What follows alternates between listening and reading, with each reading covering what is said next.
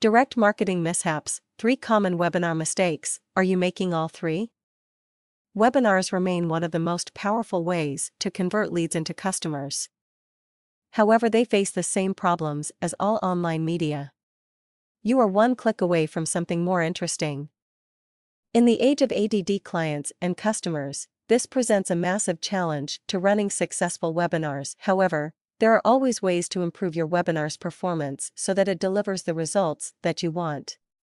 Just avoid these 3 all too common webinar mistakes. Webinar marketing mishap number 1, not getting them on the webinar in the first place. If nobody comes to your webinar, then you'll never make any sales. As your clients' lives become more and more cluttered, then it becomes harder and harder to get them to set aside their time to come to your webinar. Never underestimate the difficulty of getting your customers onto the webinar. Lack of attendance will sabotage results. A 10% close rate on 10 people is 1. The same close rate on 100 people is 10. Make the effort to get the results you need. Webinar marketing mishap number 2, not scripting the webinar. There are people who will put together a slide deck in the hour before they host their webinar and rock on live.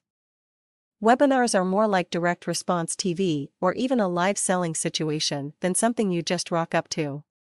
Your selling script makes all the difference. It could determine if you fail to make your sales goals or you exceed them. When I do webinars, they are always scripted for maximum sales results.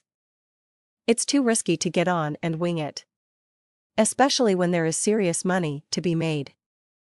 If you are selling or even generating leads for a $5,000 product, then it makes sense to invest in scripting this webinar and figuring out how to reuse the webinar in your marketing as much as possible. It should not be an event but a serious asset in your marketing arsenal. Webinar marketing mishap number 3, failing to follow up with attendees who don't buy.